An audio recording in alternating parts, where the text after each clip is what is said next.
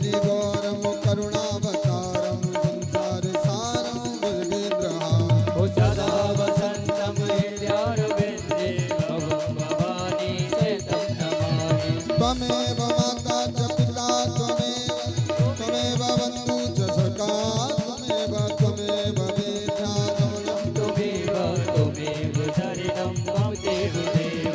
हरे राम राम राम हरे हरे हरे कृष्ण कृष्ण कृष्ण हरे हरे हरे राम राम राम हरे हरे हरे कृष्ण कृष्ण कृष्ण हरे हरे हरे राम राम राम हरे हरे हरे कृष्ण कृष्ण कृष्ण हरे हरे ओ हरे राम राम राम हरे हरे हरे कृष्ण कृष्ण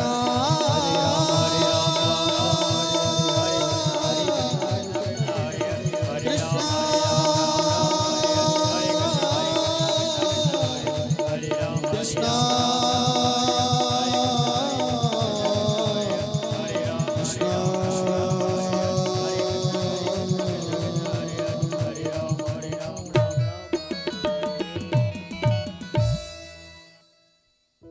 बोली श्रीमद्भागवत महापुराण की जय।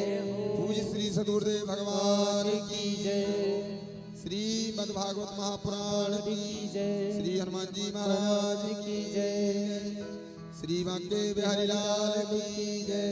जय जय श्री राधे।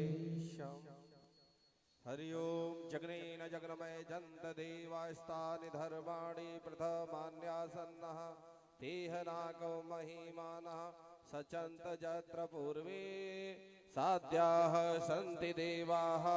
हरि ओम हरि शरणम हरि शरणम। श्री गुरवे नमः। श्री गुरु परम कृपालवे नमः। श्री सद्गुरु भगवते नमः। श्री संत चरण कमलेभ्यो नमो नमः। अज्ञानतिमिरान्धस्य ज्ञानाञ्जनशलाकया चक्षुरुन्मीलितं येन तस्मै श्री गुरुवे नमः। वसुदेवसुतं देवं कंसचाण्डूलमर्दनं देवकी परमानन्दं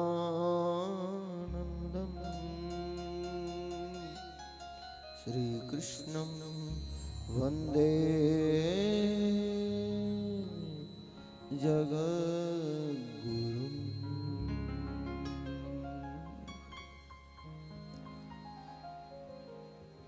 गजाननं भूतगणादिसेवितं कपित्थजम्बूफलचारुभक्षणम् उमासुतं शोकविनाशकारकं नमामि विघ्नेश्वरपादपङ्कजम्।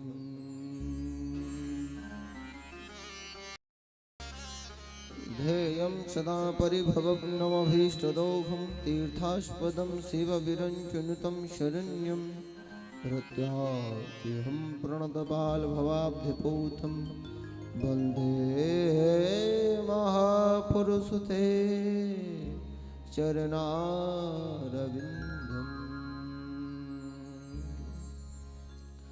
गङ्गातरङ्गरमणीयजटाकलापम् गौरी निरन्तर विभूषित वामभागम्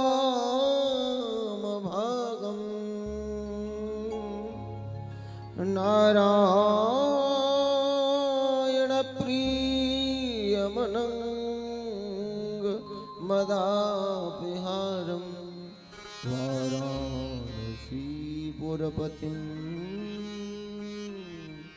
भज विश्वनाथम्। श्रीरामाय रामभद्राय रामचन्द्राय वेदसे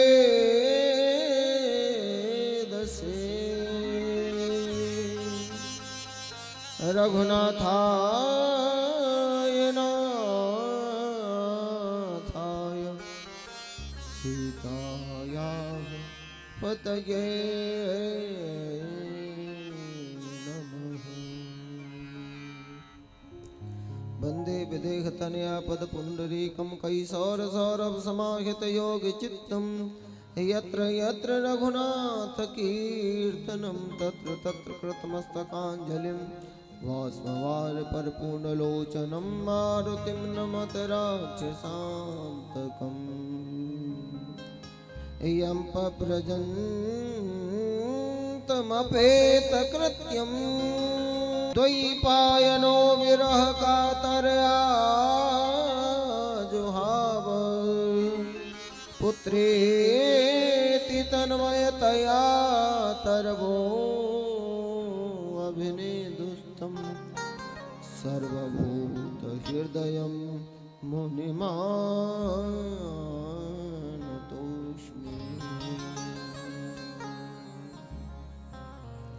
नारायणं नमस्कृत्यं नरं चैव नरोत्तमं देवीं सरस्वतीं व्यासं ततो जयमुदीरयेत्। मेरी भवबाधा हरो श्री राधा नगर जो यातन की झाई पड़त श्याम हरित रत हो। हे जिया बहु प्यारे मोहना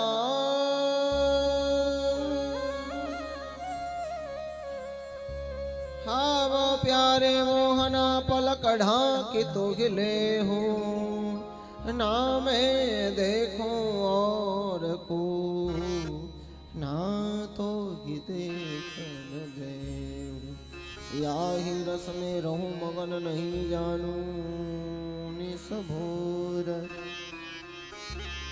वृंदावन में प्रेम की नदी बहे चहोर। श्री राम कथा के रसिक बर श्री राम कथा के रसिक बर भक्त राज मत धीर हाय सुहासन लीजिए तेज पुंज कपिवे आई सुहासन लीजिए तेज पुंज कपिवीर।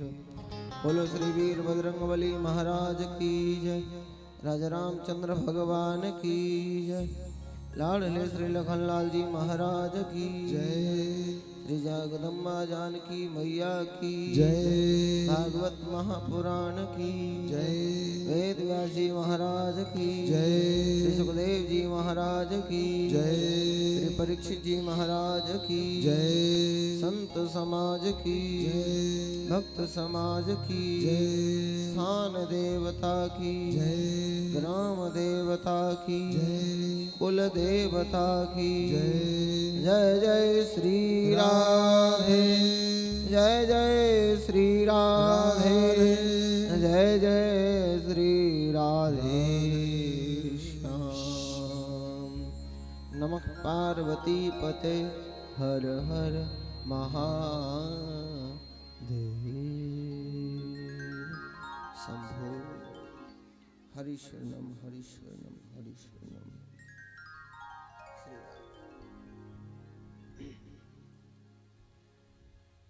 परात्पर अखिलेश्वर कारण करुणा वर्णालय भक्ति वांछा कल्प तरु तड़ुधित विनिंदित पीताम्बरधारी श्री बालकृष्ण लाल की वांगमयी प्रतिमूर्ति श्रीमद् भागवत भगवान की कथा। परम पिता परमात्मा की अकारण असमेत दिव्य करुणा कृपा से पावन शुभ अवसर सुलभ हुआ है। निश्चित रूप से हम लोग बड़े ही भाग्यशाली हैं।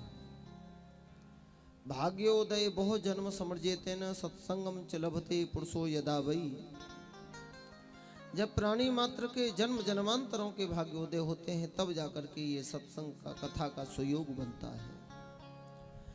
इस भुवन पावनी गौरव गाथा का गायन श्रवण लाभ प्राप्त करने के लिए पधारे हुए श्रद्धालु भावक भक्तजन, मातृशक्ति, पितृशक्ति, भ्रातृ बांधव और हमारी यजमान परिवार, साथी सहयोगी कलाकार बंधुजन, चैनल के माध्यम से कथा श्रवण करने वाले श्रद्धालु प्रेमी भक्तजन, दृश्य दृश्य जो जहाँ विराजमान है, व्यासपीठ से आप सबका हार्दिक अभिनंदन करते हुए सिया राम मैं सब जग जानी, मैं करहूँ प्रणाम जोर जोग पानी।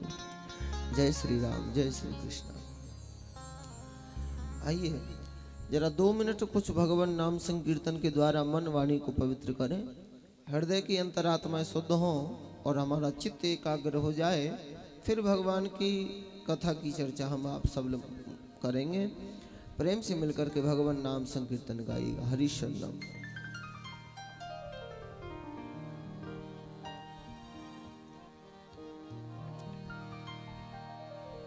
गोविंद जय जय गोपाल जय जय, अजी गोविंद जय जय गोपाल जय जय, गोविंद जय जय गोपाल जय जय, गोविंद जय जय गोपाल जय जय, गोविंद जय जय गोपाल जय जय, राधा रमन हरि गोविंद जय जय, राधा रमण हरि गोविंद जय जय, ओ राधा रमण हरि गोविंद जय जय, राधा रमण हरि गोविंद जय जय, गोविंद जय जय गोपाल जय जय, गोविंद जय जय गोपाल जय।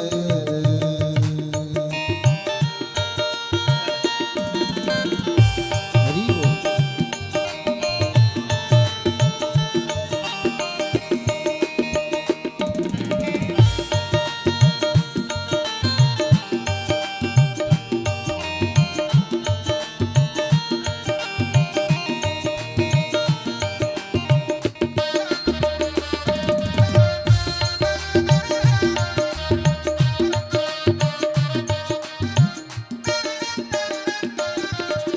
ब्रह्मा जी की जय जय, विष्णु जी की जय जय, ब्रह्मा जी की जय जय, विष्णु जी की जय जय, ब्रह्मा जी की जय जय, विष्णु जी की जय जय, ब्रह्मा जी की जय जय, विष्णु जी की जय जय, उमापति शिव शंकर की जय जय, उमापति शिव शंकर की जय जय, गोविंद जय जय गोपाल जय जय, गोविंद जय जय गोपाल जय जय, ताली बजा करके भाव से श्री राधे।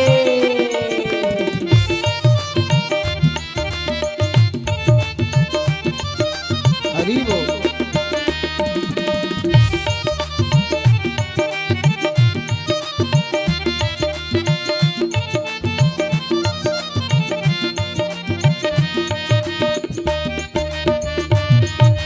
जय हो।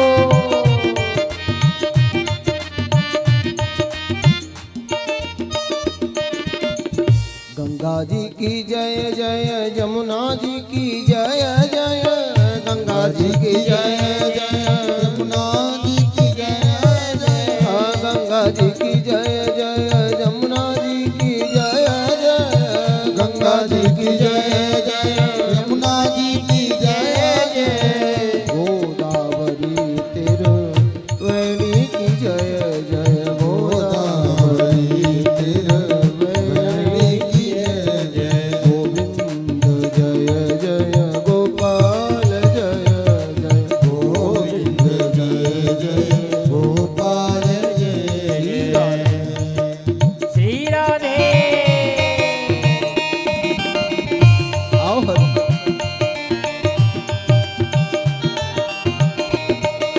की जय।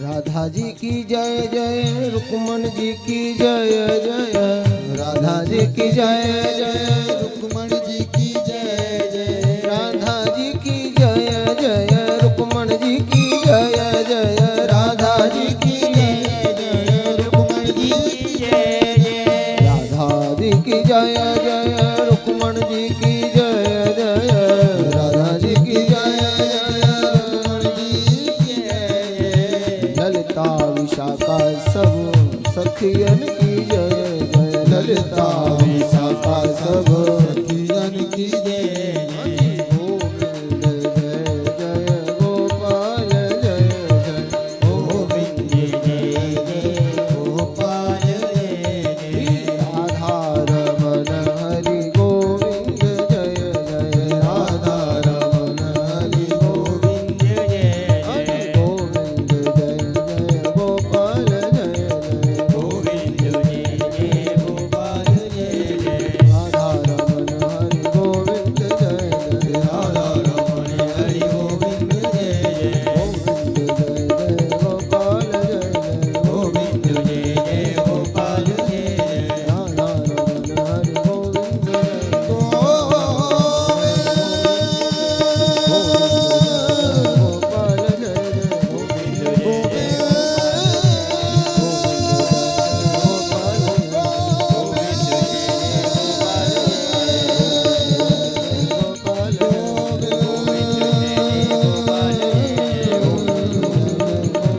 गोविंद जय जय, गोपाल जय जय,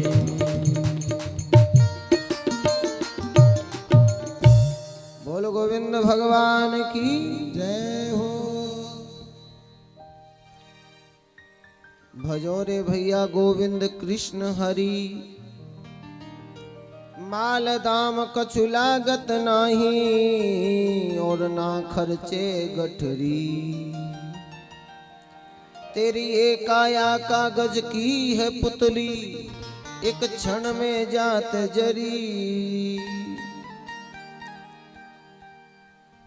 श्वासें बंद हो जाती हैं तो ज्यादा समय नहीं लगाते लोग, बांध लो जल्दी से, चलो होली सी जला जाओ। कितना समय लगता है जलने में? ये काया कागज की पुतली और क्षण में जात जरी, सूर्य श्याम ज्या मुख नहीं उचर्यो, भैया तामुक धूल पड़ी। भजो रे भैया गोविंद कृष्ण हरि, ज्यामुख राम नाम नहीं आवा, सोमुख ब्रह्मा व्यर्थ बनावा। बेकार यह है वो। तो बड़ी प्रसन्नता की बात है कि आज हमारे जीवन की सार्थकता का विषय समय है, जो हम लोग भगवान की शरण में विराजमान हैं, भगवान की भुवन पावनी गौरव गाथा का गायन श्रवण लाभ प्राप्त करने के लिए ये सुयोग बना है। हमारे यजमान श्री अनोखे लाल यादव जी, उनके समस्त परिवार, परीक्षित जी महाराज और उनके साथी सहयोगी जन, ग्रामवासी, क्षेत्रवासी, हमारे प्रधान जी महाराज, संत महाराज, जो भी विराजमान है, मातृशक्ति, पुनः पुनः आप सबका हृदय से हार्दिक अभिनंदन और नमन वंदन प्रणाम। आइए यथामति यथा समय के अनुसार, आज प्रथम दिवस है। प्रायः प्रथम दिवस में विलंब होता ही है, बहुत सारी व्यवस्थाओं को जुटाते हुए। तो आज भगवान भागवत की महात्म्य की चर्चा हम आप श्रवण करेंगे। सर्वप्रथम भगवान के लिए नमन वंदन किया गया है श्रीमद् भागवत जी के प्रथम श्लोक में, महात्म्य की चर्चा में।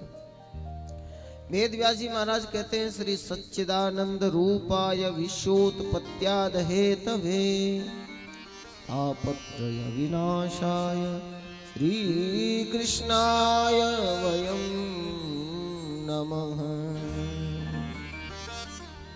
भगवान कैसे हैं? सच्चिदानंद स्वरूप है परमात्मा। सतचित आनंद तीनों को मिलाकर के होता है सच्चिदानंद। परमात्मा सत्य स्वरूप है। हम लोग कौन हैं?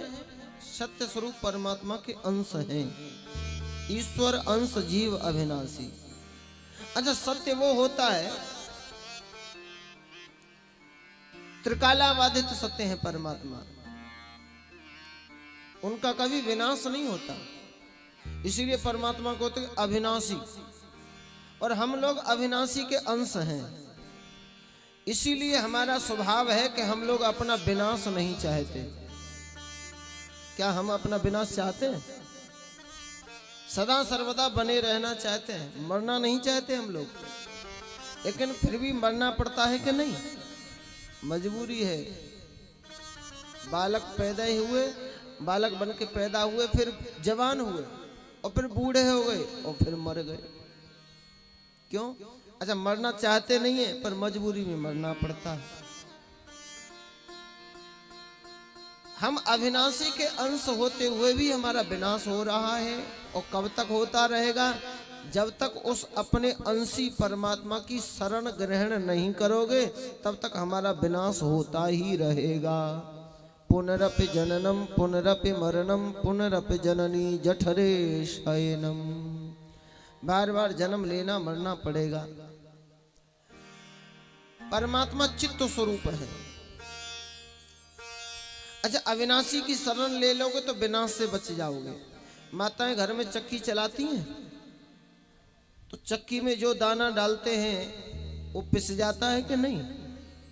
लेकिन चक्की के बीच में एक कील होती है,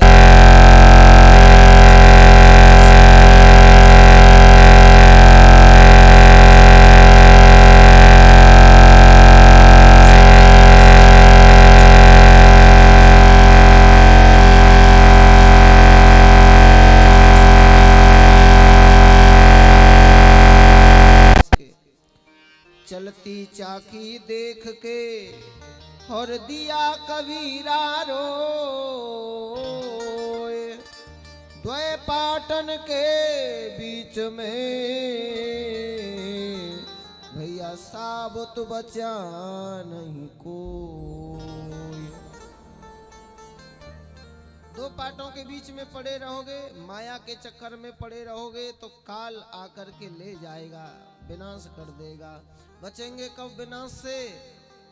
संत लोग कहते हैं, जो कीली की ओट पड़ो है, और दानो यार वो नाही दरो है।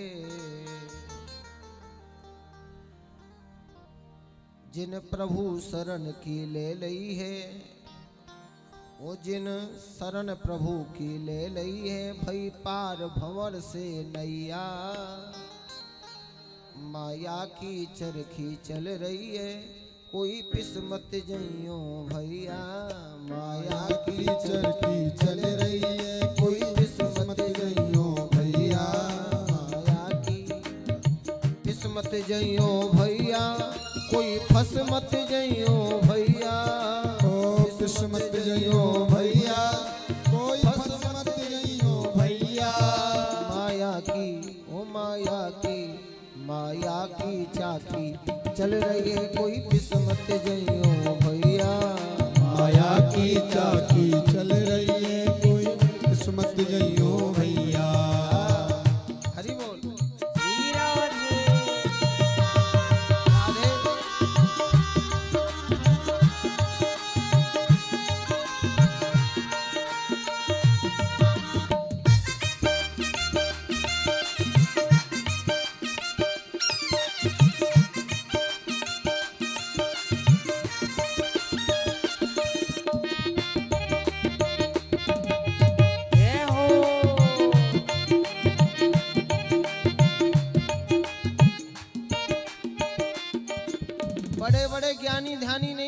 इस माया की चरखी से।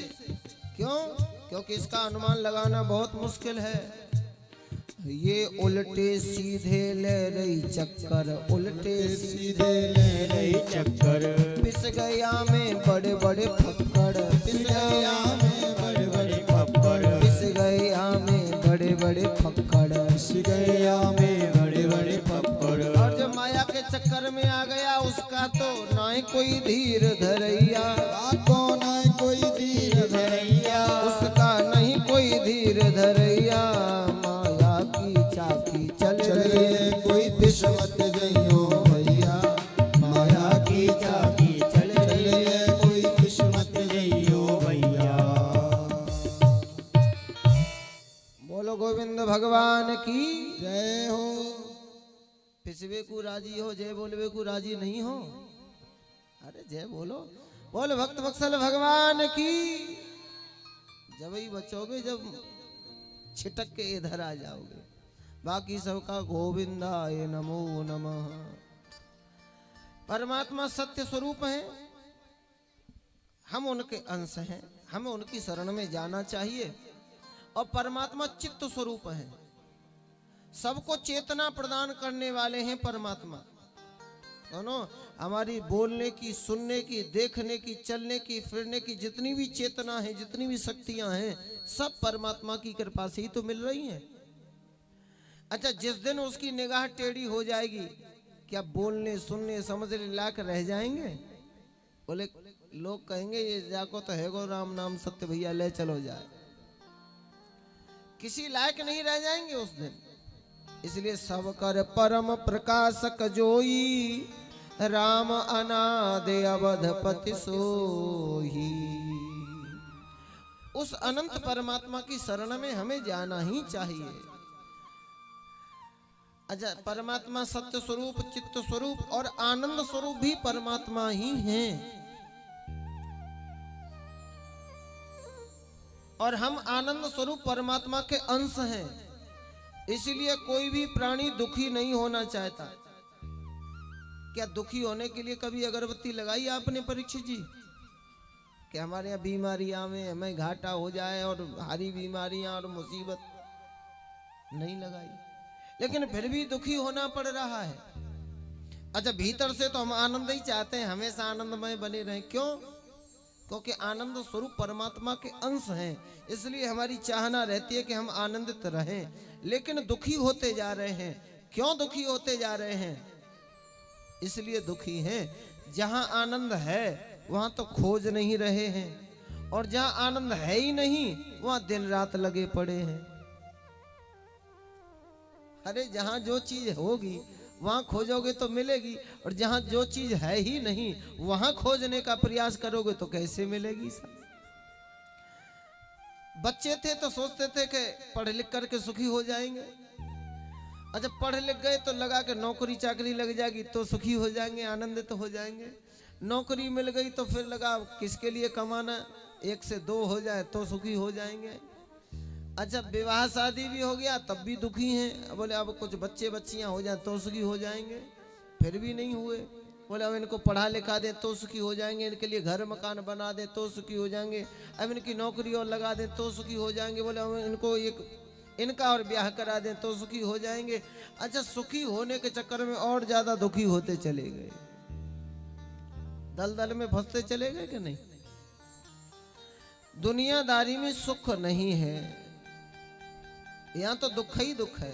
भगवान ने गीता में कह दिया दुखालयम अशाश्वतम, ये संसार तो भैया दुख का ही स्वरूप है। यहाँ सुख खोजोगे तो मिलेगा नहीं, फिर कहाँ मिलेगा सुख?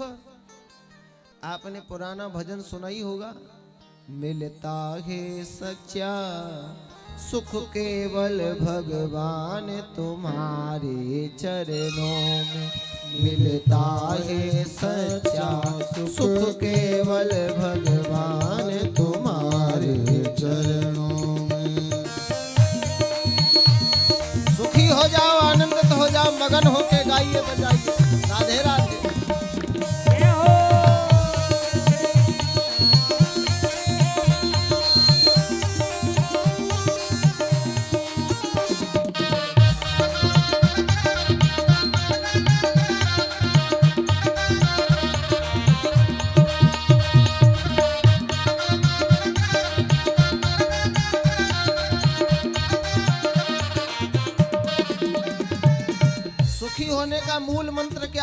भगवान से प्रार्थना करो, हे भगवान मैं जग में रहूं तो ऐसे रहूं जैसे जल में कमल का फूल रहे। मैं जग में रहूं तो ऐसे रहूं जो जल में कमल का फूल रहे। अच्छा, कमल का फूल जल में तो रहता है, लेकिन जल को अपने ऊपर नहीं रहने देता है। जल में रहता है पर जल को नहीं रहने देता है। वैसे ही हमको न घर छोड़ो न हरि भूलो, कर्म कर जिंदगानी में, और दुनिया में रहना है तो ऐसे रहो जैसे कमल रहता है पानी में। वे दुनिया में बसोगे तो सही, फिर दुनिया में फंसोगे नहीं। हाँ, दुनिया में बसना बुरा नहीं है, दुनियादारी में फंसना बुरा है। मैं जल में रहूं तो ऐसे रहूं जैसे जल में कमल का फूल रहे। मैं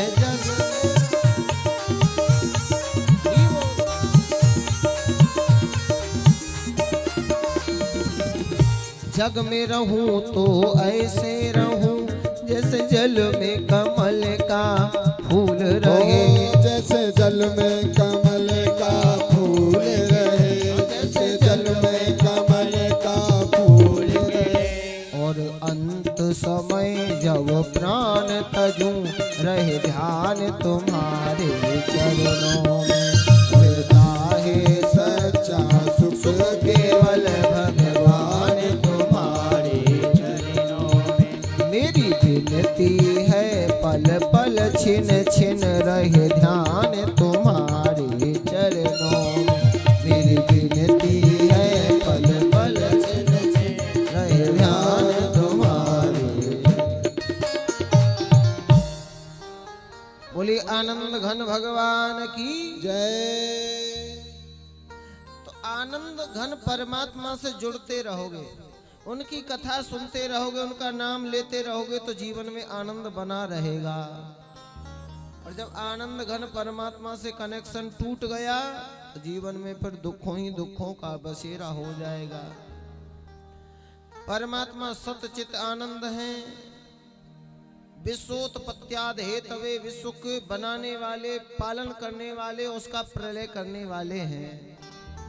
तापत्रय विनाशाय, हम लोग जो 3 प्रकार के तापों से दुखी हो रहे हैं ना, दैहिक दैविक भौतिक तापा, लेकिन ये राम राज काहू नहीं व्यापा। भगवान की शरण में आने के बाद ये तीनों ताप फिर व्यापते नहीं हैं। तापत्रय विनाशाय श्री कृष्णाय वयम नमः। हम उन श्री भगवान श्री कृष्ण को प्रणाम करते हैं। बोलो कृष्णचंद्र भगवान की जय। हम उनकी कथा सुनते हैं। अच्छा, ये कथा सुनाने वाले जो हैं हम उनको भी प्रणाम कर रहे हैं। कौन है कथा सुनाने वाले? यम पव्रजन्तु मनपेत मपेत कृत्यम द्वयपायनो विरह कातर आजुहाव पुत्रेति तन्मयतया तरवो अभिनेदुस्तम सर्वभूत हृदयं मुनिमानतोस्मि।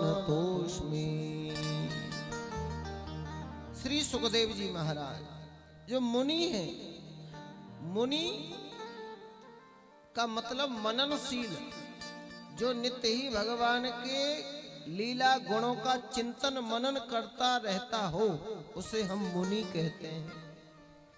ये तो मुनियों के भी गुरु हैं और ऐसे वैराग्यवान हैं सुखदेव जी, माँ के गर्भ में रह करके जिन्होंने 12 वर्ष तक भगवान का चिंतन किया। व्यास जी बार बार कहते रहे पुत्र जन्म लेकर के आओ, अवतार लेकर के आओ। बोले नहीं नहीं, मुझे ये विष्णु की माया पकड़ लेगी, संसार में मुझे फंसने से डर लगता है। गर्भवास समम दुखम भूतो न भविष्यति, गर्भ में रहने के बराबर न दुख हुआ था न होगा, लेकिन गर्भ का दुख तो उन्हें सहनीय हो गया, लेकिन संसार में जो बसने का दुख है ये इतना असहनीय लगा कि 12 वर्ष तक जन्म ही नहीं लिया आपने। और जन्म लेकर के भी आए तो कोई संस्कार नहीं करवाया, नालो छेदन भी नहीं कराया। आड़बंद की तरह कमर में लपेट के अपने ही नाल को वन में चले गए। व्यास जी बुलाते रह गए, पुत्रेति पुत्रेति, लेकिन लौटा करके नहीं ला सके। न पिता का मोह, न माता का मोह, न घर परिवार का मोह। ऐसे परम वीतराग सुखदेव जी इस भागवत महापुराण के वक्ता हैं, हम उनको भी नमन करते हैं। बोलो श्री सुखदेव जी महाराज की जय। जिस प्रकार आज हमारे ये पावन धरातल ग्राम सुकटी खेड़ा में भगवान की कथा हो रही है, उसी प्रकार नैमिषारण्य क्षेत्र में 88,000 सौनक ऋषि एकत्रित होकर के और सूत जी महाराज को व्यास आसन पर बिठा करके ये कथा सुनने के लिए तैयार हुए थे। और सौनक ऋषियों ने पूछा था, महाराज माया मोह निराश्रस्य वैष्णव क्रियते कथम, भक्ति ज्ञान विरागाक तो विवेको वर्धते महान। माया मोह से छूटने के लिए क्या उपाय है जिससे हमारी भक्ति बढ़े, ज्ञान बढ़े और महान विवेक की हमें प्राप्ति हो? कोई ऐसा उपाय बताइए। हम तो यहाँ तक जानते हैं, चिंता मणि लोक सुख्यम सुरद्रुह्य सुरग संपदाम प्रहिच्यतो गुरः प्रीतो बैकुंठम योगी दुर्लभम। चिंतामणि लोक की संपत्ति दे सकती है, कल्प वृक्ष स्वर्ग की संपदा को दे सकता है, लेकिन गुरुदेव अगर प्रसन्न हो जाएं, वे तो भगवान के धाम को भी प्रदान कर देते हैं, जो योगियों के लिए भी दुर्लभ है। बोलिए सदगुरुदेव भगवान की जय। हे गुरुदेव, आपसे हमारी प्रार्थना है, कोई ऐसी कथा सुनाना मम करण रसायनम, हमारे कानों में रसायन का कार्य करे। क्यों? रसायन माने औषधि। हमारे भीतर एक बीमारी लगी है, काहे की? भवरोग की बीमारी। हम बीमार पड़ गए हैं परीक्षित जी महाराज। बीमारी का लक्षण क्या है? वैसे तो बहुत सी बीमारियां हैं। देखो, अगर भूख नहीं लगती है तो तन रोगी है, और भजन में मन नहीं लगता है तो हमारा मन रोगी है। अच्छा, तन को ठीक करने वाले तो बहुत से वैद्य मिल जाएंगे, लेकिन मन की डायबिटीज को ठीक करने की औषधि तो भैया सदगुरुदेव लोगों के ही पास होती है। ये मन की बीमारी कैसे ठीक हो गए? मन की बीमारी क्या? कई रोग है मन के। पर सुख देख जरन सो छई। तुलसीदास जी महाराज कहते हैं, अगर दूसरों के दुख को देखकर, सुख को देख करके हमें अगर जलन हो रही है तो ये क्षय रोग है, ये टीबी की बीमारी है। और आजकल ये बीमारी सबको लगी भई है। आदमी अपने दुख से दुखी नहीं है, दूसरे के सुख से ज्यादा दुखी है। बहुत सी बीमारियां, तो ये हमारे मन की बीमारियां ये ठीक हो जाए, कोई ऐसी हमें मम करण रसायनम, रसायन का कार्य करे, ऐसी कथा सुनाओ। सुखदेव सूत जी बड़े प्रसन्न हुए, बोले तुमने जो प्रश्न किया है बड़ा उत्तम प्रश्न किया है। काल ब्याल मुख गिरास त्रास निर्णास हेतवे श्रीमद् भागवत शास्त्रम कलौ कीरेण भाषितम। हम लोग काल रूपी ब्याल के ग्रास हैं। क्या? काल रूपी सर्प के भोजन है, भोजन। कब मर जाएंगे कोई पता नहीं है। काल रूपी ब्याल कब हमें आकर के डस लेगा कोई पता नहीं है। लेकिन काल रूपी ब्याल के गाल से बचाने वाला है, वो मैं तुम्हें सुनाऊंगा। कौन सी कथा सुनाऊंगा? सूत जी कहते हैं जो सुखदेव जी महाराज ने परीक्षित को सुनाई थी, वह कथा सुनाऊंगा। जो कथा देव ऋषि नारद को सनक सनंदन सनातन सनत कुमारों ने सुनाई थी, मैं तुम्हें वो कथा सुनाऊंगा। अच्छा, परीक्षित को भी मरने का डर लगा हुआ था, 7 दिन में अकाल मृत्यु से मर जाऊंगा, ये भय था। सुखदेव जी कथा सुनाने लगे, उसका भय दूर करने के लिए। तो देवताओं को मालूम चला, देवता अमृत कलश लेकर के आ गए। कहते हैं ये अमृत कलश हमसे ले लो, पर एक सौदा कर लो। क्या? इसके बदले में भागवतामृत हमें पान करा दो। ये देवता जहां जाते हैं वहीं सौदेबाजी करने लग जाते हैं। जिस आदमी की जैसी बुद्धि होगी वैसा ही काम करेगा।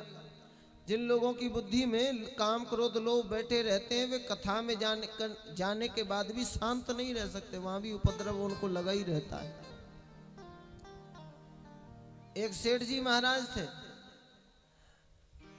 अच्छा, जब जो आदमी दुकान का काम करेगा उसको सपने भी दुकान के ही आवेंगे। हम लोग कथा कहने का काम करते तो सपना भी देखते, तो वही कभी यहाँ कथा कह रहे हैं तो कभी वहां कथा कह रहे हैं। जैसा जो काम करेगा सपने भी वैसे ही आएंगे। सेठ जी महाराज को सपना आया। सपने में देवदूत प्रकट हुए। चलो सेठ जी, कहाँ? बोले तुम्हारे पुण्य भी हैं और तुम्हारे पाप भी हैं, तो फैसला तुम कर लो, कहाँ जाना चाहोगे? पहले स्वर्ग में जाना चाहोगे या नरक में? सेठ जी बोले हम तो कहते हैं। देवदूत बोले भाई चलना तो पड़ेगा।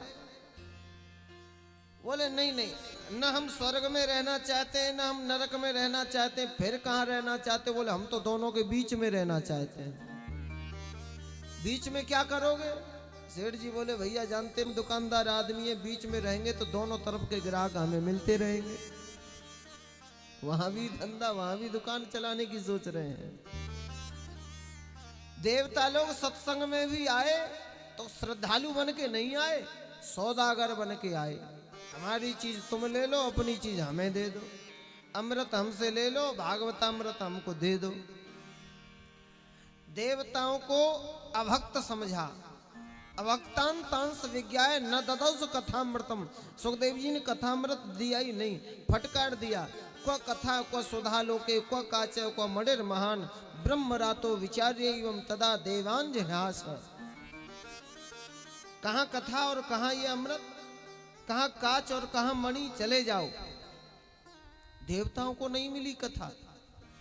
देवताओं ने ब्रह्मा जी से शिकायत करी, देखो ये पृथ्वी वालों को मिल रही है कथा सुनने के लिए, हमें नहीं मिली। इसीलिए तो कहते हैं बड़े भाग मानुष तन पावा, सुर दुर्लभ सद ग्रंथन गावा। देवता भी लालायत रहते हैं इस मानव शरीर को पाने के लिए, और इस मानव शरीर को पाकर के हमने उल्टे सीधे ही काम किए। भगवान की कथा नहीं सुनी, भगवान के गुण नहीं गाए, भगवान का भजन नहीं किया, तो फायदा क्या किया हमने ये दुर्लभ तन पा करके। मानव तन पाहि प्राणी यश कर इस देही से। कोई ऐसा यश का काम करो, कोई ऐसा पुण्य का काम करो जिससे कि दुनिया हमें याद करे। देखो जो अपने लिए जीता है उसका एक दिन मरण होता है। जो अपने लिए जीते हैं उनका एक दिन मरण होता है, लेकिन जो समाज के लिए जीते हैं, जो देश के लिए जीते हैं, जो अपनी संस्कृति के लिए जीते हैं, उनका मरण नहीं होता, उनका हमेशा हमेशा के लिए स्मरण होता है, उनकी हमेशा हमेशा के लिए याद करी जाती है। और हम तो बार बार साधुवाद देना चाहेंगे समस्त सुकटी खेड़ा वासियों को, अपने यदुवंशी लोगों को और हमारे अनोखे लाल ठेकेदार जी को, जिन्होंने ऐसा सुयश का कार्य किया। 2015 में नींव पड़ी थी इस मंदिर की, और आज वह 2015 से लेकर के आज 23 में उसका पूर्ण साकार रूप होने जा रहा है। जो स्वप्न था वो आज साकार होने जा रहा है। आज वो मंदिर की स्थापना और उस मंदिर में मूर्तियों की स्थापना होने जा रही है। और पता नहीं ये कब तक रहेगा, और कब, जब तक ये मंदिर रहेगा तब तक ये गुण गाए जाते रहेंगे, तब तक इनका नाम अमर रहेगा, आपका नाम अमर रहेगा। ऐसा काम करो। मानव तन पाहि प्राणी यश कर इस देही से, ऐसा समय अब फेर नहीं आना है। अरे मूर्ख अचेत तो अबहु न भयो चेत, अरे हरि से कर हेत ये तो स्वार्थ का जमाना है। हरि से कर हेत ये तो स्वार्थ का जमाना है। महल मंदिर कोठी बंगला चाहे जितने बनवा लो, चाहे जितनी जमीन जायदाद खरीद लो, मरने के बाद सबसे पहले 3 काम बदल जाते हैं। देखो हम काय के लिए जी रहे हैं, ज्यादा फाए फाए काय के लिए कर रहे हैं, भाग दौड़ काय के लिए कर रहे हैं, आपा धापी काय लिए कर रहे हैं। एक तो मेरा निवास अच्छा हो, घर मकान अच्छा हो, निवास अच्छा हो। दूसरा मेरा लिबास अच्छा हो, मेरे कपड़े अच्छे हो। और तीसरे मेरा नाम अच्छा हो। नाम अच्छा, श्वासें बंद होते ही प्रधान जी ये 3 चीजें ही सबसे पहले बदलती हैं। सबसे पहले तो निवास ही बदल जाता है। कहाँ? लोग घर से बाहर निकाल के कर देते हैं, अब ले चलो जाए। कहाँ? शमशान। जहां जाने के बाद सबकी शान समान हो जाती हो, चाहे कोई लाखपति हो चाहे कोई खाकपति हो, सबकी शान जहां समान हो जाती है उसे शमशान कहते हैं। न तेरा एक होगा न मेरा लाख होगा, न तेरा एक होगा न मेरा लाख होगा। अरे गरूर मत कर ऐसा इस शरीर का, ये तो तेरा भी खाक होगा और मेरा भी खाक होगा, ये सबका खाक होगा। सबकी शान समान हो जाएगी, सबको धूल में मिल जाना पड़ेगा। निवास बदल जाएगा शमशान, और लिबास बदल जाएगा कफन, है ना। 2 गज कफन का टुकड़ा तेरा लिबास होगा, 2 गज कफन का टुकड़ा तेरा लिबास होगा। जाएगा जब जहां से कुछ भी न पास होगा, जाएगा जब से कुछ भी न पास होगा, 2 गज कफन का टुकड़ा तेरा लिबास होगा, 2 गज कफन का टुकड़ा तेरा लिबास होगा। जीवन का सबसे पहला कपड़ा है लंगोट और झबला। उसमें जेब होती है, बच्चे के कपड़े में जेब नहीं होती। क्यों नहीं होती? बच्चों के मन में फरेब नहीं होता, इसलिए बच्चों के कपड़ों में जेब नहीं होता। अच्छा, जब बच्चा बड़ा होने लगता है, जब बच्चे के मन में फरेब आने लगता है, तब बच्चों के कपड़ों में भी जेब आने लगता है। और फिर वही बच्चा बड़ा होकर के सारी दुनिया को अपनी जेब में भर लेना चाहता है। ईमानदारी से तो भरा नहीं जाती, फिर बेईमानी में लग जाता है। अच्छा, आखिरी कपड़ा क्या है जीवन का? कफन। उसमें जेब होता है? उसमें भी नहीं होता। जीवन का पहला कपड़ा लंगोट झबला, उसमें भी जेब नहीं। आखिरी कपड़ा है कफन, उसमें भी जेब नहीं। तमाशा फिर भी ये देखो कि दुनिया केवल जेब भरने के चक्कर में ही लगी पड़ी है। लेकिन एक महात्मा कहते हैं, जीवन में जोड़ लो चाहे जितने हीरे मोती, पर इतना याद रखना कफन में जेब नहीं होती। ले कहां जाओगे? निवास बदल गया शमशान, लिबास बदल गया कफन, और नाम भी बदल गया। फोटो लगवा देंगे घर वाले और उसके आगे लिख दिया जाएगा स्वर्गीय। चाहे भले नरक में ही गए हो, काम अच्छे तो करे नहीं जो स्वर्ग में जाए। बेईमानी के काम करता रहा, फिर भी घर वाले कह देते चलो इसके स्वर्गीय लिख दो, कोई बात नहीं। नाम बदल गया, लिबास बदल गया, निवास बदल गया, तो भैया फिर काहे के लिए इतनी आपाधापी?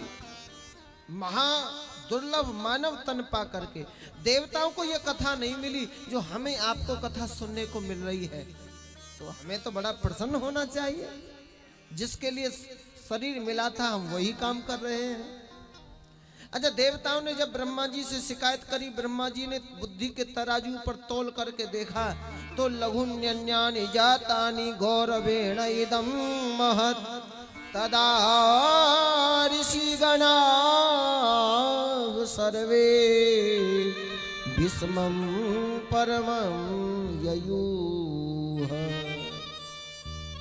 जिस पल्ले में श्रीमद् भागवत महापुराण जी थी वो पल्ला नीचे, बाकी सब धर्म ग्रंथों का पल्ला ऊपर हो गया।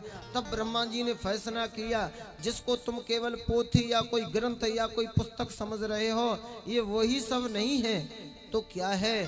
बोले तेने यम वांगमयी मूर्ति प्रत्यक्षम कृष्ण वर्तते हरे।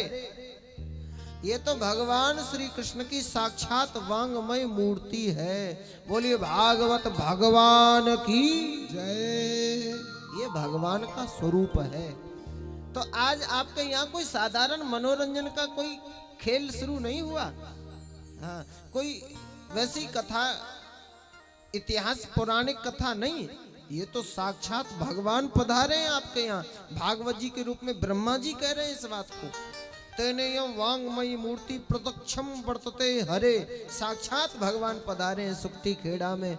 और जब भगवान पधारे फिर भी हम उनका स्वागत नहीं करें तो फिर हमसे ज्यादा अभागा और कौन होगा। प्रेम से स्वागत करो, प्रेम से कथा सुनो, अधिक से अधिक संख्या में और खूब मन लगा करके, शांति व्यवस्था बना करके, सहयोग का, समर्पण का भाव रखते हुए आप इस कथा को प्रेम पूर्वक श्रवण करो तो भगवान की कृपा आपको पूर्णतया प्राप्त हो जाएगी। ऐसी भगवान की कृपा है, ऐसी महिमा है। अच्छा, प्रश्न यह था कि नारद जी को कथा सनक सनातन सनत कुमार ने क्यों सुनाई थी। एक बार नारद जी बड़े दुखी हुए, बद्री विशाला क्षेत्र में चले जा रहे थे।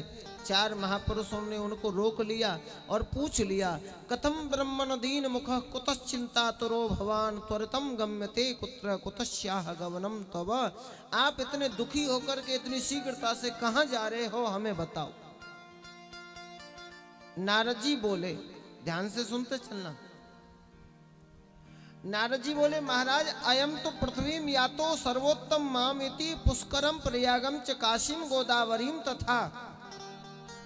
मैं इस पृथ्वी को सर्वोत्तम स्थान मान करके आया था। कहां कहां गए? पुष्करम प्रयागम च काशीम गोदावरीम तथा।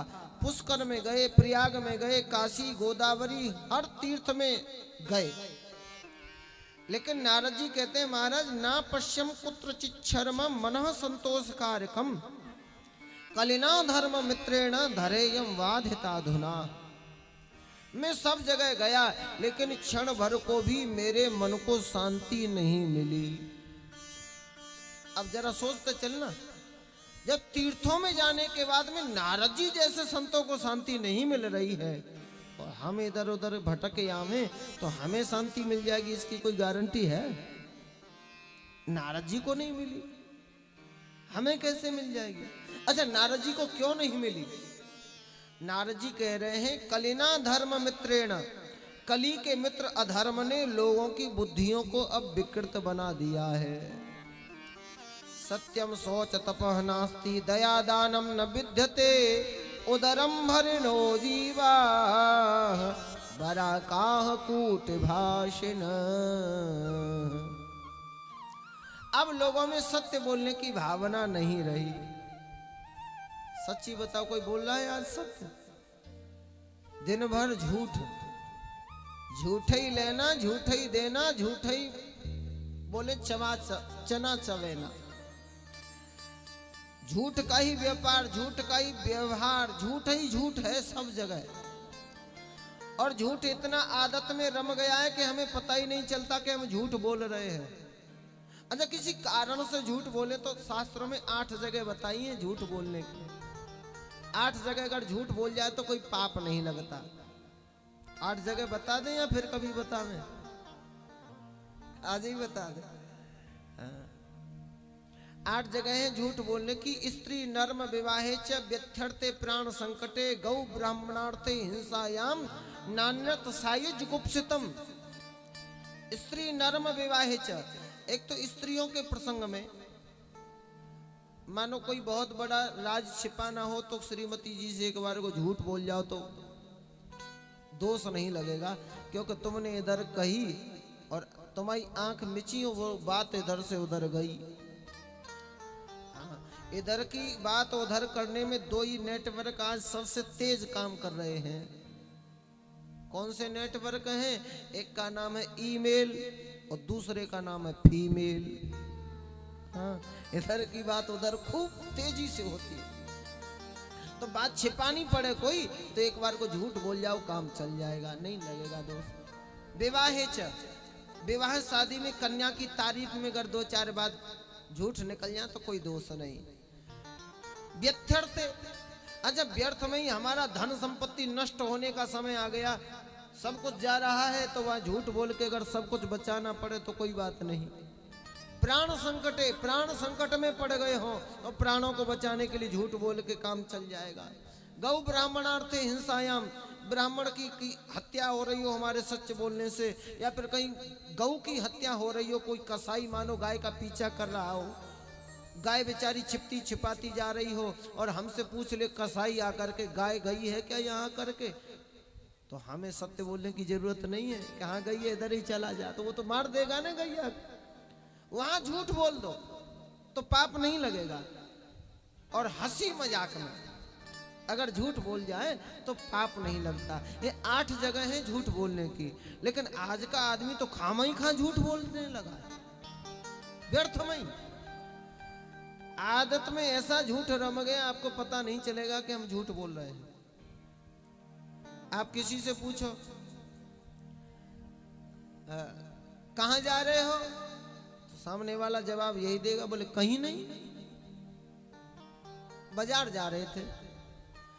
तो साफ साफ कह देना बाजार जा रही है, कहीं नहीं कहने की जरूरत क्या है झूठ बोलने की। क्या खा रहे हो, कुछ नहीं, 2 लड्डू रखे थे सोचा खा ले, पहले झूठ बोल रहा है ना। क्या कर रहे हो, बोले कुछ नहीं पढ़ रहे थे। तो झूठ इतना आदत में रम गया हमें पता ही नहीं चलता कि हम झूठ बोल रहे हैं। और झूठ का कितना पाप लगता है वो तो आज तो सारी बात नहीं हो सकती, लेकिन हाँ धीरे धीरे सब आ जाएंगे। बहुत बड़ा अपराध। नारद जी कहते हैं सत्यम शौच तपह नास्ति, लोग सत्य नहीं बोलना चाहते और सहनशीलता लोगों में बिल्कुल नहीं रही। जरा जरा सी बातों पर उखड़ पड़ते, जरा जरा सी बातों पर पता नहीं जाने क्या क्या कर बैठते हैं। गाली गलौज करना इन लोगों की स्वाभाविक आदत हो गई है। दया दानम न विद्यते, अब दया की भावना नहीं रही लोगों में। पहले कहीं कोई संकट में होता था लोग मदद करते थे, आजकल तो लोग कोई संकट में फंसा हो तो वीडियो बनाने लग जाएंगे, क्योंकि हमको अपने स्टेटस पे लगा देंगे, अपना फेसबुक पे डाल देंगे। मदद नहीं करता, तमाशा। एक बार तालाब में कोई बालक डूब रहा था, लोग खड़े थे, चिल्ला रहे थे अरे राम राम बच्चे की जान जा रही है, कोई तो बचाओ कोई तो बचाओ। हल्ला सब मचा रहे थे, बचाने कोई नहीं जा रहा था। हाँ, ये साहिल के तमाशाही हर डूबने वाले पर अफसोस तो करते हैं मगर इमदाद नहीं करते। अफसोस सब मचाते हैं, बचाने कोई नहीं जा रहा था। अचानक किसी के कूदने की आहट मिली, कोई कूदा है। अच्छा, कूदने वाले को भी 2-4 डुबकियां तो लगी, पर वो बच्चे को खींच खांच के बाहर ले आया। अब तो शाबाशी देने वालों का नंबर आया, लोगों ने पीठ थपथपाई, वाह बहादुर तूने नौजवानों की नाक बचा ली। एक बोला अरे भाई माला पहनाओ इसे, दूसरा बोला भाई स्वागत करो इसका, तीसरा बोला नहीं नहीं जुलूस निकालो इसका। कूदने वाला आदमी बोला ये सब बाद में करना, पहले ये बताओ हमें धक्का किसने मारा था।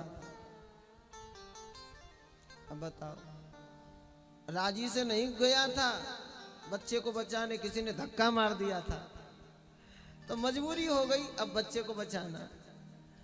भावना नहीं रही किसी अच्छे काम में सहयोग करने की या किसी का परोपकार करने की, नहीं है भावना। दया दानम न विद्यते, देने की भावना नहीं रही, अब तो बस लेना ही लेना चाहता है, देना जानता ही नहीं। एक आदमी तालाब में डूब रहा था, किसी ने बचाने को कहा अपना हाथ दे, अपना हाथ दे। अच्छा, डुबकी तो खूब खा रहा है, लड़ुआ से गपक रहा है, पर हाथ नहीं दे रहा है। कोई समझदार आदमी उसके बगल में था, बोले इससे ये मत कहे कि हाथ दे, इससे ये कहो कि मेरा हाथ ले। क्यों? क्योंकि इसने देना शब्द सुना ही नहीं है, देना शब्द इसने सीखा ही नहीं, हमेशा लेना ही लेना सीखा है। ये मत कहो कि हाथ दे, ये कहो कि हाथ ले। और जब उसने कहा हाथ ले तो तुरंत पकड़ के झट से चढ़े आया, देना सीखा ही नहीं था। लेकिन गजब की बात यह है कि जो व्यक्ति जीवन में देना जानता है वही व्यक्ति लेने का अधिकारी होता है। जो देना नहीं जानता वो लेने का अधिकारी भी नहीं हो सकता। जो बांटोगे वही काटोगे, जो बोओगे वही पाओगे। बोए पेड़ बमूल के तो आम कहां से खाए, डरता था तो फिर क्यों किया और अब कर क्यों पछताए। अगर बुरे कर्म से डर लगता है तो तूने किया क्यों, और जब कर दिया तो अब फिर रो क्यों रहा है। बुरे कर्म का बुरा नतीजा, कहो वही चाचा हाँ भतीजा, फल तो भुगतना पड़ेगा। लेकिन लोगों की ये मानसिकता ऐसी हो गई, कलयुग ने बुद्धि को विकृति बना दिया। दया की भावना नहीं रही, दान की भावना नहीं रही, सत्य बोलने की भावना नहीं रही, जीवन में शौचाचार नहीं रह गया। फिर क्या रह गया, बोल उदरम भरणो जीवा, बस पेट भरने की चिंता लगी है सबको। अच्छा, पेट भरने की तो भगवान ने गारंटी ले रखी है कि नहीं। अजगर करे न चाकरी, पंछी करे न काम, दास मलूका कह गए सबके दाता राम। पेट भरने की राम जी ने जिम्मेवारी ले रखी है। जब गर्भ में से पैदा हुए थे, दांत भी नहीं थे खाने के लिए, तो भगवान ने दूध भेज दिया था, और जब दांत दिए तो अन्न भी पैदा कर दिया खाने के लिए। उसको सब फिक्र है, भूखा जगाता जरूर है, भूखा सुलाता नहीं है। तो राम जी ने पेट भरने की जिम्मेवारियां तो ले रखी है, और राम जी ने पेटियां भरने की जिम्मेवारियां नहीं ले रखी है। पेट भरने के चक्कर में नहीं है, आज का आदमी पेटियां भरने के चक्कर में लगा है, इसलिए दुखी है। उदरम भरणो जीवा है, बड़ा कहा कूट भाषना, टेढ़ा टेढ़ा बोलता है, सीधा बोलना नहीं आता। ऐसी लोगों की विकृति हो गई। नारद जी बोले मैं तीर्थों में गया, वहां शांति नहीं मिली, संतों के पास गया तो वहां भी शांति नहीं मिली, क्योंकि संतों की परिभाषा बदल गई। पहले जमाने में जो जितना ज्यादा विरक्त होते थे उतने महान संत कहलाते थे। आज के जमाने में तो जितना ज्यादा धनवान होगा उतना ही महान कहलाएगा। परिभाषा बदल गई। किसी से पूछो ये महल मंदिर किसके, तो जवाब मिलता है त्यागी जी महाराज के। पूछो ये बच्चे किसके खेल रहे हैं, तो जवाब मिलता है ब्रह्मचारी जी महाराज के। और ये हल्ला कहां से हो रहा है, तो जवाब मिलता है मौनी बाबा के आश्रम से। नाम है दयाराम और कर रहे हैं हत्या के काम। नाम रखा लिया शीतलदास, पेट में भट्टियां धधक रही हैं। परिभाषा उलट गई। अच्छा, इसमें संतों की गलती नहीं है। शास्त्रों को अगर पढ़ो तो संतों के लक्षण बिल्कुल अलग बताए गए हैं। सटक विकार जित अनग अकामा, जो 6 विकारों से रहित हो और अकामी हो, क्रोधी न हो, शुद्ध भाषा बोलने वाला, भजन करने वाला और परोपकार करने वाला, ये संतों के लक्षण हैं। चाहे वो धोती पहने, चाहे वो पैंट पहने, चाहे वो साड़ी पहने, चाहे वो गेरुआ वस्त्र पहने, चाहे जो पहने, चाहे वो वृंदावन में रहे, चाहे सुकटी खेड़ा में रहे, लेकिन जो परोपकारी होगा, जो सहनशीलवान होगा, वही संत का लक्षण है, वही संत का स्वभाव है। लेकिन अब संत स्वभाव में नहीं दिखते। फूटी आंख विवेक की, लखे न संत असंत, जाके संग 10-20 है, ताका नाम महंत। जितना ज्यादा हमने अपना बढ़ा लिया उतना ही हम महान हो गए। अच्छा, न संतों के पास शांति, न तीर्थों में शांति, और नारद जी कहते हैं न गृहस्थों के पास शांति रही। गृहस्थों में क्या परेशानी हो गई? नारद जी कहते हैं गृहस्थों में परेशानी ये हो गई कि तरुणी प्रभुताग्रे हे श्यालको बुद्धिदायक, कन्या विक्रेणो लोभा दंपति नाम च कलकनम। घर में नई बहुओं की चलती हो गई। अब तो सरकार ने भी मान्यता दे दी, राशन कार्ड में मुखिया महिलाओं को ही बना दिया। अच्छा, इसमें दोष की बात नहीं है।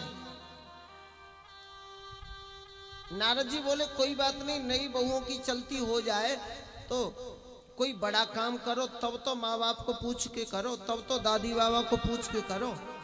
लेकिन आज के लोगों की तो ऐसी मति भ्रष्ट हो गई कि कोई बड़ा काम भी करेंगे तब भी दादी बाबा को नहीं पूछना चाहेंगे, तब भी माँ बाप को नहीं पूछना चाहेंगे। फिर किसको पूछना चाहेंगे? बोले श्याल को बुद्धिदायक। ससुराल से फोन करके साले साहब से सलाह ली जाती है। घर में साले सलाहकार बने हुए हैं।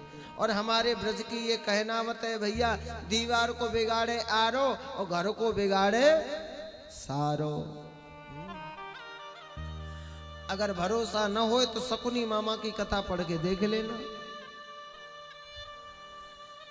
नई बहुओं की चलती घर में हो गई, साले सलाहकार बने हुए हैं, कन्या बिक्रेनो। अब शादियां नहीं होती, अब तो सौदे होते हैं, सौदे।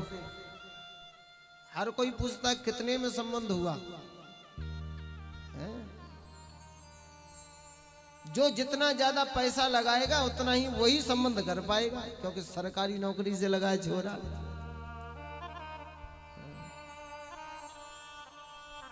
सरकारी नौकरी लग जाए तो बड़ी महिमा हो जाती है भैया। बादाम किशमिश डाल दो तो खील भी हलवा अच्छा लगता है।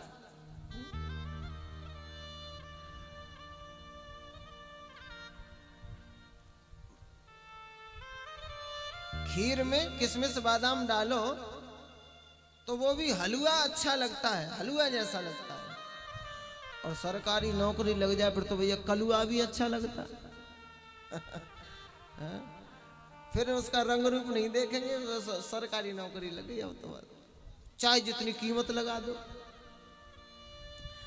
अच्छा, सौदा हो गया, शादी नहीं हुई। अच्छा, जब ऐसी सौदेबाजी होगी जहाँ गुण नहीं देखा जाएगा, जहाँ खानदान नहीं देखा जाएगा, आचार विचार व्यवहार नहीं देखा जाएगा, तो वैसे शादियों में क्या होगा? दंपति नाम से कलकलम, आए दिन कलह कलेश घर में पनपने लग जाएगी, वहां शांति नहीं रहेगी परिवार में। ध्यान देना, जो सौदे होते हैं, संबंध, शादियां नहीं होती, सौदे होते हैं, वहां कलकलम कलह क्लेश पैदा हो जाती है। शादी के पहले वर्ष में श्रीमती जी चंद्रमुखी नजर आती हैं, शादी के दूसरे वर्ष में श्रीमती जी फिर सूर्यमुखी हो जाती हैं, और तीसरा साल आते आते फिर तो पूरा ज्वालामुखी का रूप प्रकट हो जाता है। पहले वर्ष में श्रीमान जी बोलते हैं तो श्रीमती जी सुनती हैं, शादी के दूसरे साल में श्रीमती जी बोलना शुरू करती हैं तो श्रीमान जी सुनते हैं, और शादी के तीसरे साल में तो दोनों ही बोलना शुरू करते हैं, फिर तो भैया पड़ोसी सुनते हैं, कोई नहीं सुनता किसी की। आए दिन झगड़ा, आए दिन कलह, आए दिन क्लेश।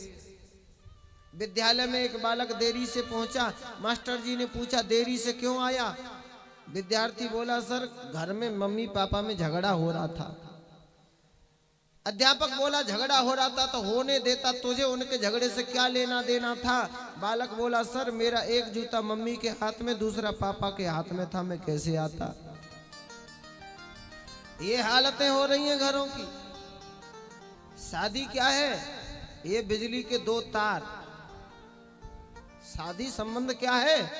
बिजली के दो तार, इनको ठीक से जोड़ दिया तो उजाला ही उजाला, और जरा भी गलत जुड़ गए फिर तो बढ़ाबड़ होगी भैया, फिर तो फॉल्ट होता रहेगा। नारद जी कहते हैं आज शादियां नहीं हो रही, सौदे हो रहे हैं। कन्या बिक्रीणो लोभाद दंपति नाम से कलकनम, मुझे कहीं नहीं मिली शांति। तो नारद जी कहते फिर मैं चला गया वृंदावन। वृंदावन में क्या देखा? मैंने बड़ा आनंद मुझे लगा वृंदावन का दर्शन करके, क्योंकि वृंदावन के वृक्ष को मरम न जाने कोई, डाल डाल और पात पे वहाँ राधे राधे होए। बोल वृंदावन बिहारी लाल की जय।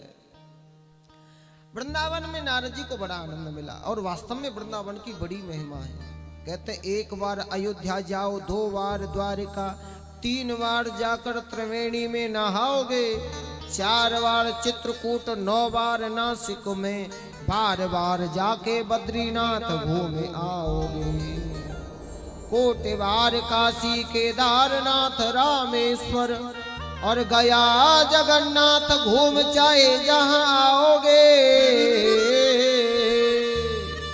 फिर कौन सी खास बात है वृंदावन में? बोले होंगे प्रत्यक्ष तुम्हें दरस श्याम श्यामा के, वृंदावन जैसा कहीं आनंद नहीं पाओगे, वृंदावन जैसा कहीं आनंद नहीं पाओगे।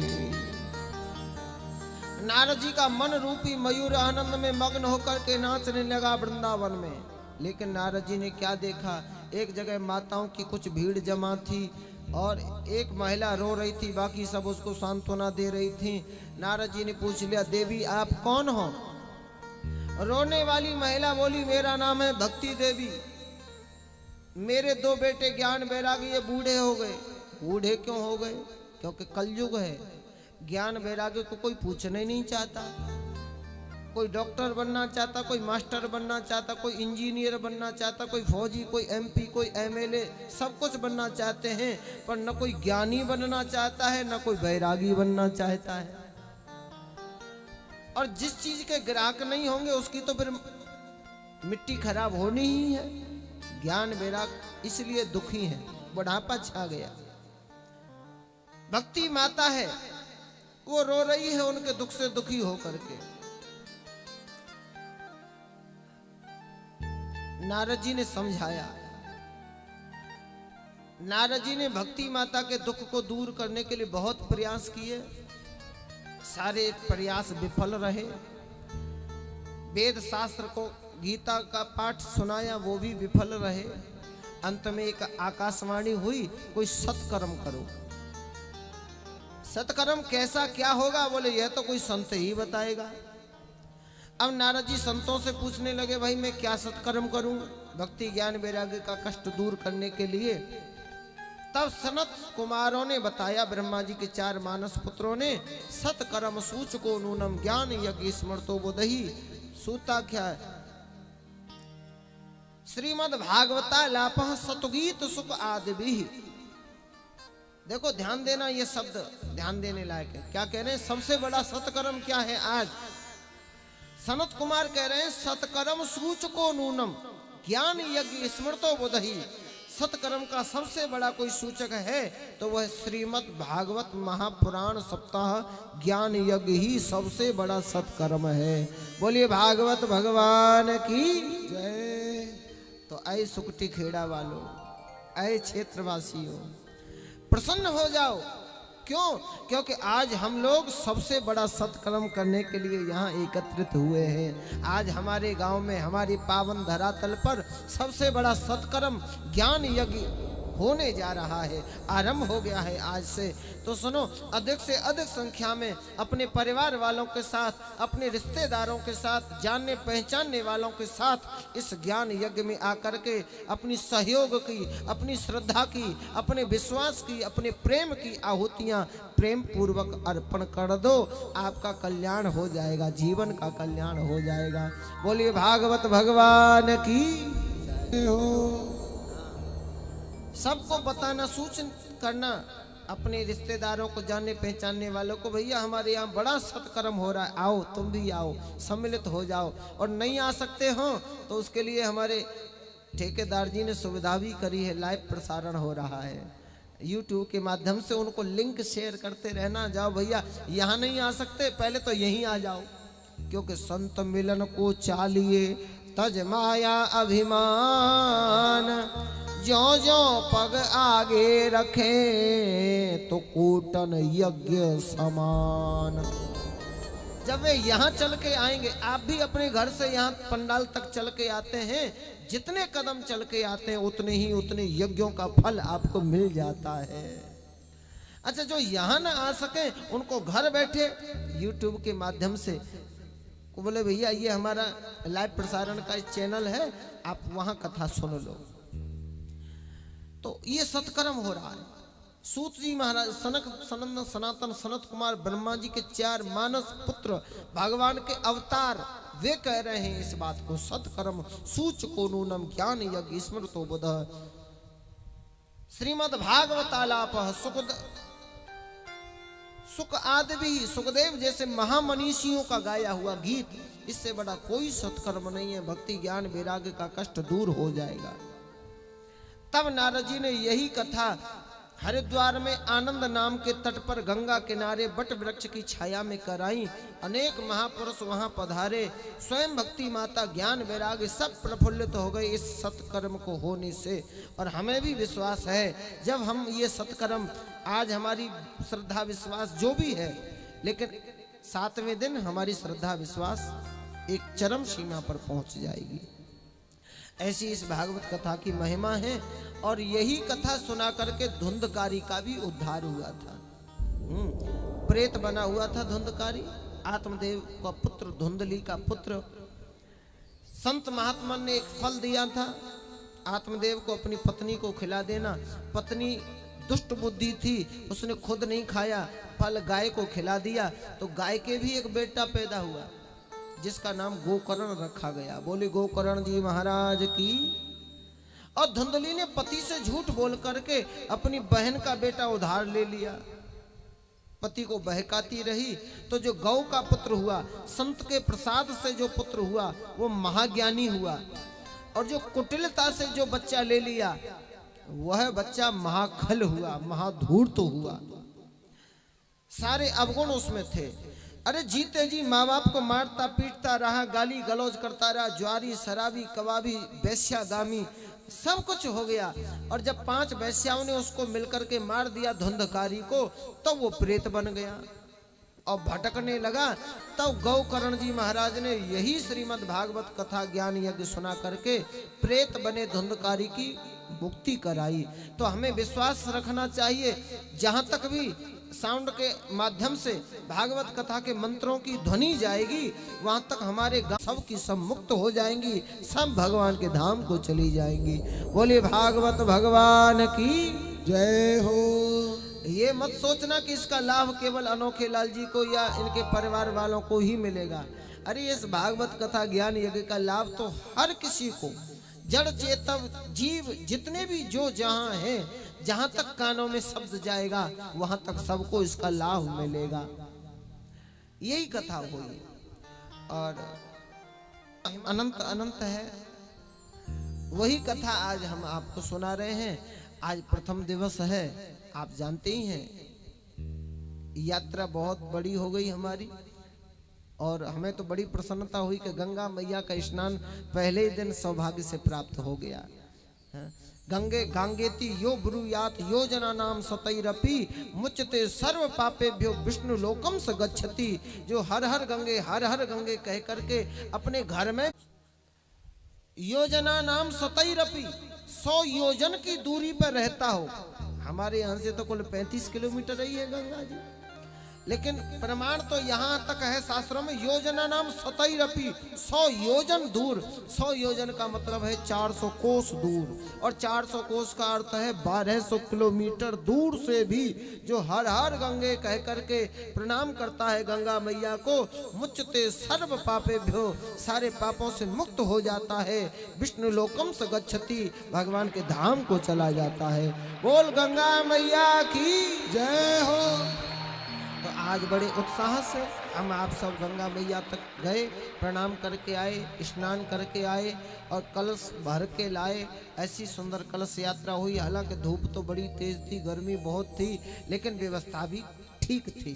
वाहन से गए। हाँ, यहाँ से थोड़ा बहुत कष्ट मिला हो तो मिला हो, लेकिन कष्ट भी थोड़ा जरूरी है। भगवान के कलश यात्रा में सब लोग सम्मिलित हुए। बड़े भाव से आप लोगों ने बढ़ चढ़ करके भाग लिया और आगे भी ऐसे ही लेते रहेंगे। आगे की जो कथा की महिमाएं होंगी, जो आगे शेष चर्चा होंगी, वो कल दिन में 1 बजे से 5 बजे तक का भगवान की कथा का समय निर्धारित हुआ है।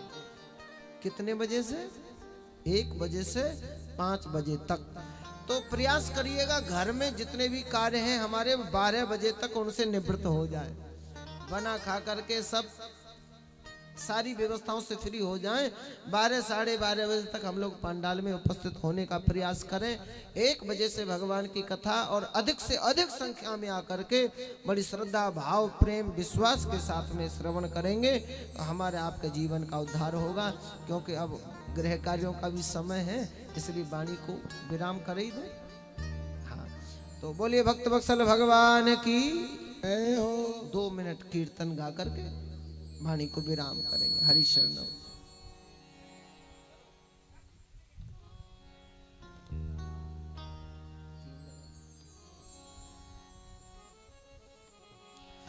राधे को नाम अनमोल बोलो राधे राधे, राधे को नाम अनमोल बोलो राधे राधे, राधे को नाम अनमोल बोलो राधे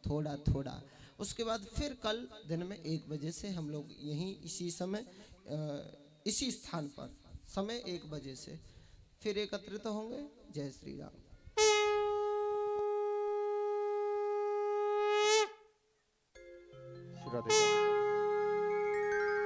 आरती के लिए सभी भक्त यथा स्थान खड़े हो जाएं और हमारे मुख्य यजमान सपत्निक आरती के लिए आगे आ जाएं।